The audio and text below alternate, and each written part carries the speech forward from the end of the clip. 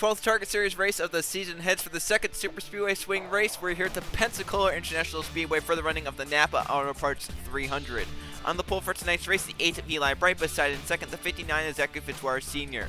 Then in third place, it's Keyshawn Richardson, fourth for Code Red, and ranking at the top 5, Sebastian Dupain in the 33. Starting in sixth, we have John Smith, seventh place, Adam McDowell, eighth place, Tommy Fletcher Jr., in ninth, it's Jake Richardson, and his teammate Landon Dinkins rounds out the top 10. Back behind them, Casey Nackel, the 14 inside, the 92 of Landon Lyons. Then there's Levi Shones in the 22 and the 9 of Riley Spurley tube. Then we have Jake Galloway and DJ Reed in the 99 car, along with Jenny Lloyd and Mason Baskers in the 19. Then there's Max Anderson and Anthony Nez in the 21. Luke Rainey second in the point standings, and Taylor Brian Price in the 09 car.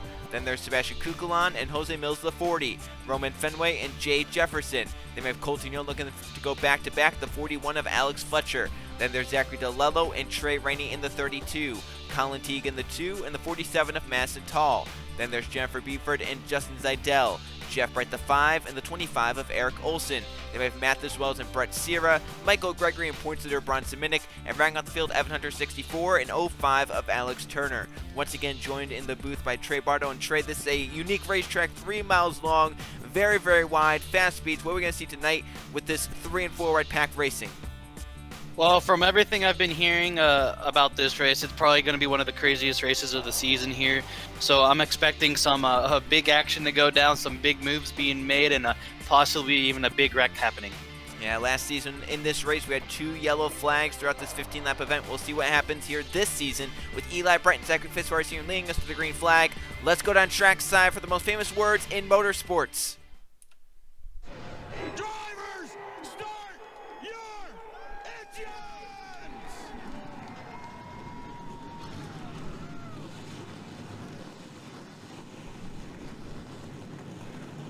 And a great command to get us going here at the Pensacola International Speedway for the 12th Target Series race of season number 11, getting towards chase time here in the Target Series.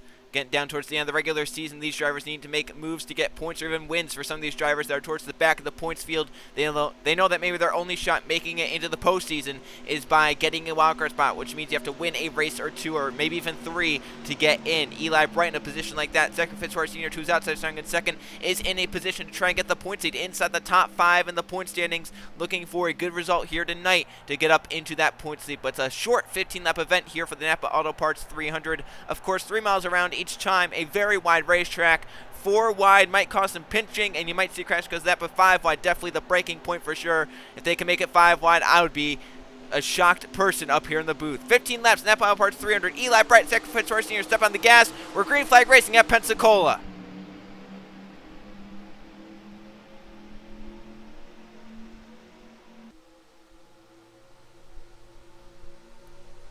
As you can already see, Dupain in the 33 made it 3 wide on the start. Got a good jump there on Keyshawn, forced Keyshawn in the middle there.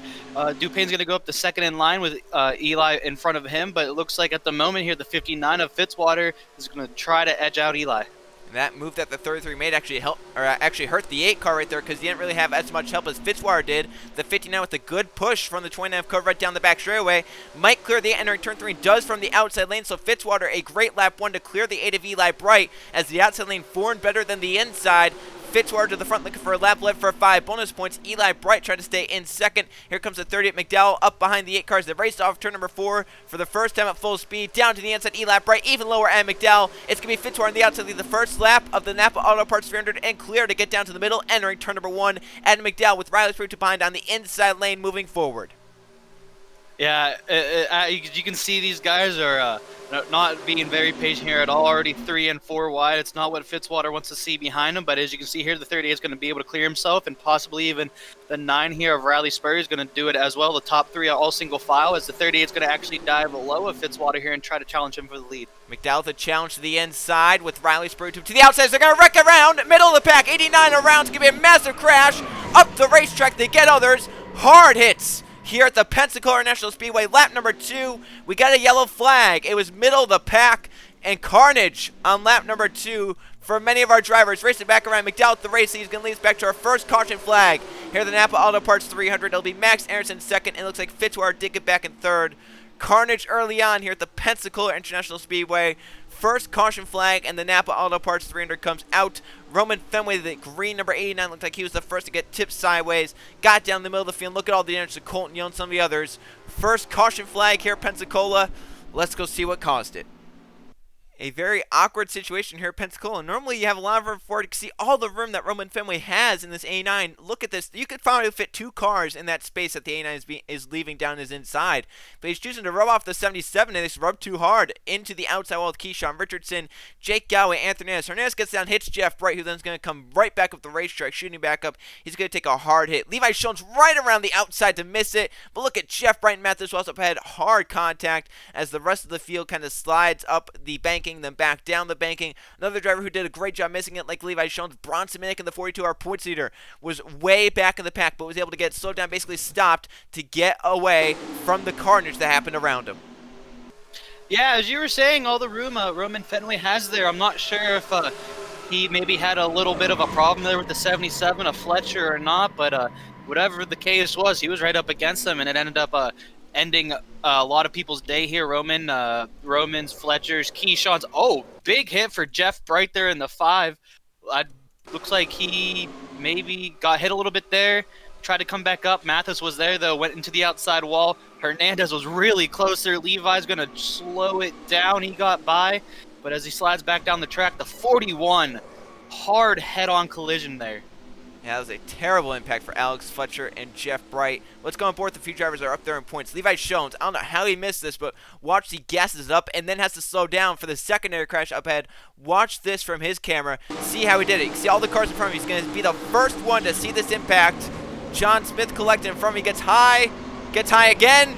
Then look at this. They're not done wrecking. It's not done trying to miss. Where do you go? Higher, low, higher, low, higher, low? High's the right answer, and Jones barely gets through it. We also have an onboard camera with Bronson Minnick, the points leader. He also did a great job getting through this one without any contact. Watch as he slows down to miss the accident. Yeah, as you can see here, he's way behind everyone else here, but as soon as they start wrecking, it's just a smoke screen. You can't see nothing. Even the spotter can't really help you here. He's going to go low, miss the 55 here. But then as you can see up ahead, the Jeff Bright incident here. You're going to see the collision. He's going to go high and get right through it. Very good driving by your points leader here, and he's going to be able to continue on and hopefully grow his points lead after this race. Meanwhile, at the front, Adam McDowell leads at the NAPA Auto Parts 300 here at Pensacola. Coming back to the restart, lap number 5 is when we take the green flag out of the race. Evan Hunter, Jeff Bright, Alex Fletcher, Colton Yo, and Michael Gregory. 37 cars are still left running, including Mathis Wells, Landon Lyons, and some others. Adam McDowell leads. Max Anderson, Fitzwater, Lyons, and Spurley Tube are the front 5. We are back green in the NAPA Auto Parts 300. A good jump from McDowell, but an even better jump from Max Anderson, getting a run in the draft as they enter turn number 1. As you can see, the front 2 here got the best jumps, as it looks like Anderson's going to try to peek below McDowell there, exiting off of a 1 and 2 here. We'll have to see if he's going to be able to make it, but he's not. The 38's going to block him, which is going to allow everyone behind them to catch up and possibly create more opportunities to pass. Look at Max Anderson protecting the bottom. He knew Fitzwater and Spurley Tube had a nice run coming, so he protected that bottom lane. Got the boost from the 9 of Riley Spurley Tube. Now, can he get pushed by the 38 McDowell on the outside? The answer is yes. Max Anderson to the inside gets by to the top spot. Riley Spurley Tube to second, and look at these 2 cars lined up on the inside. The NAPA cars coming forward in the NAPA-sponsored race. Kukulan to 3rd, DJ right behind him to 4th as they race off turn number 4, trying to get back up to speed. To the inside goes Riley Spurley Tube on Max Anderson. The 23 though lead with 10 laps of racing to go here at Pensacola in the NAPA Auto Parts 300. It'll be side by side for the top spot, entering turn number 1. Spurley Tube inside, Max Anderson on the outside. Yeah, here comes Spurley Tube on the inside, but the biggest thing I saw on that last lap there was the 38 and the 59. They were the front 2 cars, but then as you noticed, they were the only ones left on the outside. Later, they dropped up multiple spots here, so now they're going to fight their way back up to the front. But as we see here, the 92 of Lyons is going to start challenging Riley Spurley for the lead. Lyons to the inside, getting the push from Mason Baskers, that's Spurley's teammate, but now to the inside 3 wide against Sebastian Dupin, making a big move in the 33 car. Did that on lap number 1 on the initial start, but now doing it again just after the restart. Dupin looking for a second, has up from behind. That's the 14 of Casey Nanako pushing him forward. 17 Jake Richardson, 32 Trey Rennie, all on the inside, lined up trying to move by this 92 of Landon Lyons. Lyons leads in the 92, Dupin trying to get clear of the 9, or at least trying to get to the inside of the 92, entering turn number 1 as the pack spread out towards the back, trying to get latched onto the draft for those drivers that maybe didn't get a good restart, as they're packed up 3 wide up in front, but no 4 wide right now at the front of the field. Yeah, with that accident happening so early in the race and taking out so many contenders here, I think these guys are going to do their best to calm it down a little bit. I know I said that in past races this season, and they ended up wrecking a couple laps later, but I think this time, there's not enough people here to have another big accident happen until later in the run. Code Red poking out of line. The 29 car put Trey right in the middle lane. Down in front goes Jake Richardson. The 17 is already, we see lap traffic, and Danny Lloyd is severely off the pace. He's not hitting 180 miles an hour. In fact, he's losing pace down the straightaway. I think that just shows how damaged that car is. And he's going about 40 miles an hour slower. This could be trouble. Entering turn number 1. That 10 is so far off the pace. Yeah, we'll have to see how these guys are able to manage him, as he's gonna, looks like the 10's gonna stay on the bottom line there. Everyone's got to move up as they're gonna slow the entire inside line down. That is not a very good move by the 10 there. Now he's gonna go up and possibly block the middle there, or even the high, maybe both at the same time. There are not a lot of happy drivers are going to come out of this. And the only 3 happy drivers are the 3 at the front. Only 3 cars got away, and the drivers that are getting held up the most, Dupain, Spurley Tube, Nanico, Mason Baskers. It's allowed some drivers to actually gain on this pack, but some are going to definitely lose the draft with how slow this 10 is going. I mean, when they caught him, he wasn't even going 180. These drivers going over 210 miles an hour in this draft. You can see the damaged cars get caught up. That's how slow this 10 is going. And drivers like Dupain and Spurley Tube, they're running up inside the top 10. Their chances at a win are done unless we get a yellow flag here. Yeah, that was not a not a very good move by the 10 there, but it's what happens as we're catching another lap car, the 89 of Roman Fenway now, slowing up a couple more drivers, but it looks like most of these guys, the top 3 here especially, all single file. Jake Richardson's actually going to go try below the 29 there of Code Red and get a run for second place. He's actually going to fall back behind there. So, I mean, at the moment, if these guys stay single file, I think they have a chance of pulling away even further than they are right now. Catching another lap car, the 04 John Smith, and it looks like he's just standing still out there. I don't know why he's out. He's going even slower than Danny Lloyd. His pace is just about 170, which is about 50 miles an hour off the pace. I can't believe that's a safe speed to be out there at. He's like a Sunday driver in the riding lane on the highway. I mean, it doesn't look like he's out there racing at this point. And look how fast this pack is catching him. That is a dangerous situation. I would have him parked if I was up there in the tower trying to call the shots, because that's not safe. Yeah, I don't know what the tower is doing here, either taking a snooze, drinking their coffee, or reading the newspaper. I'm not gonna be the one to contest it, but I mean, they got to be paying attention out there. Like, look at this. Oh, they are. Wow, that was not good. I think that's maybe the drivers trying to tell the tower that something's wrong and that they should be paying attention. They're trying to say, look, another car back there, Mathis Wells. I mean, it's turned into a lap car fest, and if you're these front 3, if you're landing lines, you're loving it, because there's only 2 cars behind you, and they're not going to be able to get a run to get by you with only 3 cars in a pack. That's just not enough energy. So unless there's a yellow flag coming out, I think this is Landon Lyons' race to lose unless we get some lap traffic right here. I mean, no one's being able to catch those drivers because that front pack is catching them so well, these lap cars. These drivers are having to slow down. They're spreading the field out back here. I mean, the second and third packs, they have really just kind of been caught with this lap car in just the wrong place every single time they catch lap traffic. Yeah, whenever we come to super speedways, you usually hear survival of the fittest, but that usually pertains to wrecks, not lap cars. But in this situation here, I mean, your best chance to win here is not to get stuck behind a lap car. So it'll be interesting to see how the rest of this race goes with the drivers trying to get their way around them. Yeah, we have caught, I would say, 4 or 5 lap cars, which that might be a new record for how many slow cars we've caught. As Adam McDowell does have damage, I think he got involved with the lap car. He was running inside the top 5. He has damage. At the end of the race, we'll check out what happened, but he's slow with some damage. I'm wondering if he and Tommy Fletcher Jr. had some sort of accident off turn number 4. No yellow flag, though. They kept it going straight, but issues there to one of our race leaders, Adam McDowell, running up inside the top 5 whenever he got some damage. Yeah, I'm not sure what happened there. It looks like maybe he got into the wall, or like you said, maybe it was an incident with Tommy Fletcher Jr. here, but we'll have to see at the end of the race as these guys are still trying to figure out how to get around the 77. Eli Bright is right behind him, trying to swerve her way around, almost into the 6th there. These guys are not too happy with these lap cars. Yeah, and with how wide this racetrack is, you think if you're a lap car, it'd be so easy to get out of the way. Just move up to the 5th lane, and you're out of the way. So Levi Shones has to pit.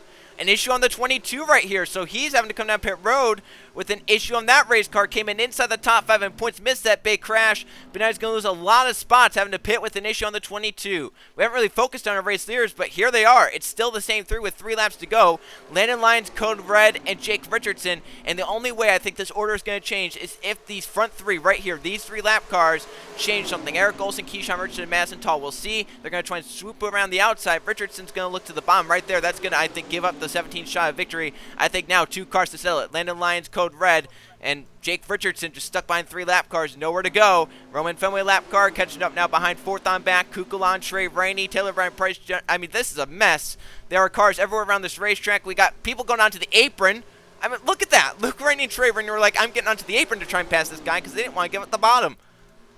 This race is something else. This is spectacular. We have a race for the lead here. Only 2 cars in contention to win, and we have all the rest of the cars trying to find their way along the lap traffic here. You know, at the beginning of the race, I said this was going to be one of the most spectacular races of the season. I would say it's holding up, but not in the ways we all thought it was going to. And we're coming around to the white flag. Caught in all this drama is that we're down to the end of the race with 2 cars, and we have the slowest one out there, John Smith, being caught. Will that change anything? Will they catch them in the wrong spot? We have another one up. I think that's Danny Lloyd. So this is Code Red's chance right here. But Lyons going to swoop down to the inside. Knows what's happening right here. As we get the white flag, 3 miles left. It's Landon Lyons and Code Red to settle the victory. Here the Napa Auto Parts driver, Danny Lloyd, caught into turn 1. Actually holds them both up. And now they're just stuck. They can't go anywhere. I mean, maybe it's an opportunity for Jake Richardson. I don't know how far back that 17 is. He's not even close, but I mean, can Code Red try and maybe get a slingshot run because that 92 is stuck with that 10 cars? They come off 2 down the back straightaway. The 92 pulls low to protect that spot. Code Red gonna go with them, but right there, I think that's it. Lyons is pulled away. Yeah, I think that's it. Jake Richardson right there didn't get there soon enough. I think this is Lyons' race. Code Red doesn't have any help to get past him. I think it's over. I think it's the 92. And at the Superspeedway, need help to make a move work, and Code Red has 0 help, and as Lyons pulls away with a gap. A car length or 2 separate the front 2 as they come off 4. Landon Lyons going to win his 2nd race of the season, a wacky one here at Pensacola. Code Red 2nd, Jake Richardson, and then the secondary pack will come across. Here they are as they scramble around John Smith. It looked like Max Anderson heading that pack. Luke Rainey, Jennifer Buford, Landon Dinkins, and others cross the line. But a wild one here at the Pensacola International Speedway. Landon Lyons wins the race. Before we go check the finish results, I want to see what happened to the 30 of Adam McDowell, which caused him to get so much damage coming off turn number 4. So I think this incident only requires a full speed replay because, I mean, it kind of speaks for itself. So you have Tommy Fletcher Jr. out there running alone, doesn't do anything, holds his line. He's doing what he needs to do, and Adam McDowell's going low. Like, I think he turned right. I think he wanted a yellow flag so bad that he just decided to try and spin the 77 to do that. Instead, it hurt himself. I think McDowell was not too happy about what was happening out there on the racetrack with lap traffic. Deservedly so. I think he tried to get a yellow of his own, but instead hurt himself, and Fletcher Jr. kept going and got some more damage on that 77, which he had prior to that happening. But at the front, Landon Lyons dominates and wins here in Pensacola after a lap traffic-filled ending with a ton of slow race cars. Let's go see the finish results and the point standings. Here's how they finished in the NAPA Auto Parts 300 at the Pensacola International Speedway. 1 caution flag for 2 laps, and that caution was probably just the craziest circumstances that we've ever seen. And 3 lead changes, 4 different drivers out in front. Landon Lyons leads the final 10 laps en route to victory lane as he got around the lap traffic at the right time, and with so little cars back behind to battle him, they never could form up and get by him. Code Red ran 2nd for those 10 laps. He ends up getting 2nd. Jake Richardson, same story in 3rd, but he was basically 2 seconds back. 4th place was 8.4 seconds back. Max Anderson in 5th place for Landon Dinkins. Then Jennifer Buford, Riley's Bridge with Luke Rainey takes over the points with another 8th place finish. Trey Rainey at 9th, and Jose Mills rounds out the top 10. They have Taylor Bryan Price, Sebastian Kukulon, DeLello, Fitzwater, Baskers, Eli Brett from Pole, Jefferson, Sierra Dupain, and Galloway rounding out the top 20. You look here and you only see that 28 cars finished on the lead lap. Hernandez, Nanico, Turner, Zidell, Reed, McDowell, Minnick, and Teague, the last of them. All these cars one lap down. Levi Jones was not a lap car during the race. He just had issues, had to come down pit road. Then all these cars down here that were lapped down were caught at some point as lap traffic. Tall, Richardson, Olson, Fletcher Jr., Wells, Lloyd, Smith, and Fenway. Those 8 cars were lap cars during this race. Some of them we caught twice. We had about 11 instances of lap traffic during the race, and then out of the race that they didn't want to be lap traffic here. Michael Gregory, Colton Yale, Alex Fletcher, Jeff Bright, Evan Hunter did the sensible thing, took the cars to the garage. They knew it was not their day. They were done, finished out of the race into the garage area. Let's now go see the point standings. After a very interesting race here at Pensacola with a lot of very interesting issues with lap cars here, Luke Rainey regains the points lead over Bronson Minnick in the 42, followed by the 59 of Zachary Fitzwater, the 22 of Levi Shones, and 5th place in points is the 16 of Mathis Wells. In 6th is the 1 of Jay Jefferson. 7, your race winner here, and our first 2-time winner this season, Landon Lyons.